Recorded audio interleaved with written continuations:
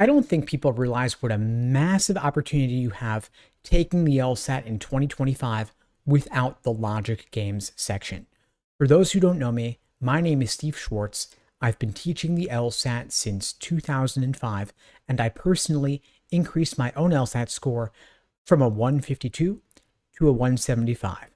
Now, back when I took the LSAT, logic games was, of course, on the test, and it was the one section I could not crack for far too long.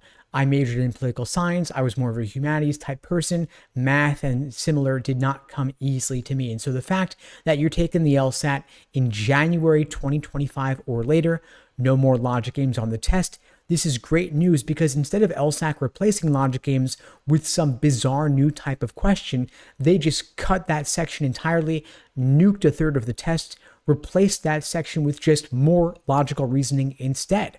What this means is that you can narrow your focus in your studying, double your attention devoted to logical reasoning, and then any gains you make in your understanding of logical reasoning will be doubled across the two sections. Now, it's very easy to get overwhelmed with all the different types of questions on the logical reasoning section. A lot of these LSAT prep textbooks that are 500 pages long will overwhelm you with their overcategorization of the 15 or so different types of logical reasoning questions and maybe the subtypes and sub-subtypes within that. I don't want you to get overwhelmed or bogged down in all the minutia, in all the details there. Instead, start with the biggest, most impactful areas of the LSAT, in particular, the three most common types of logical reasoning questions, namely necessary assumption, inference, and flaw. Those collectively are the lion's share of the section.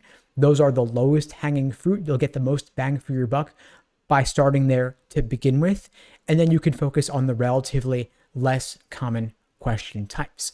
And one thing you'll discover, especially once you start hitting the 160s, is that it's not always about the type of question based on question stem. At a certain point, drilling is no longer going to be the best use of your time. Instead, you're going to want to focus on your pacing, how you allocate your time over the course of the section.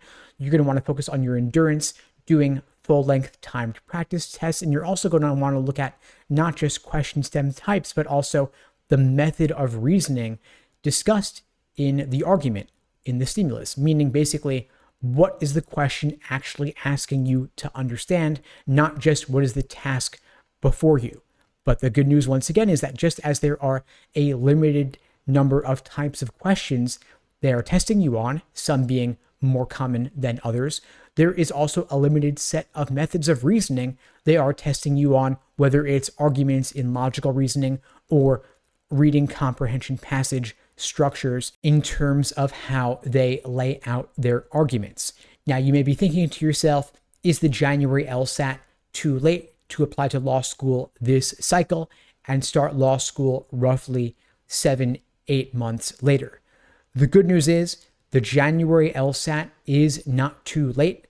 Scores come back February 5th, and you've got a couple weeks between taking the LSAT and getting your score back. And so during those couple weeks, you can go hard on your application essays, personal statement, optional essays, addenda, resume, pulling together letters of rec. And then when scores come back February 5th, you can hit submit on your applications, send them out. And if you look at law school application deadlines, virtually all of them are going to allow the results of the January LSAT. And in fact, they will also even allow the results of the February LSAT. So the February LSAT is not too late either.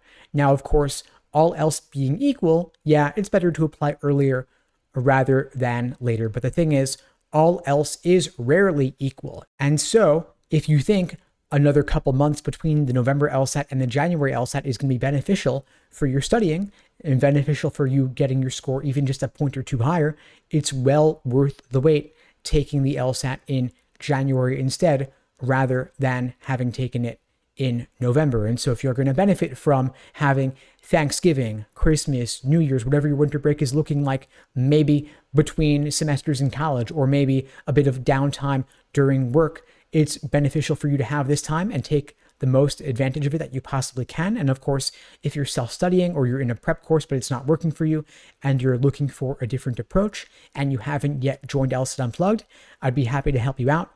At LSAT Unplugged, we offer live online classes via Zoom, on-demand video courses, small group coaching, and one-on-one coaching.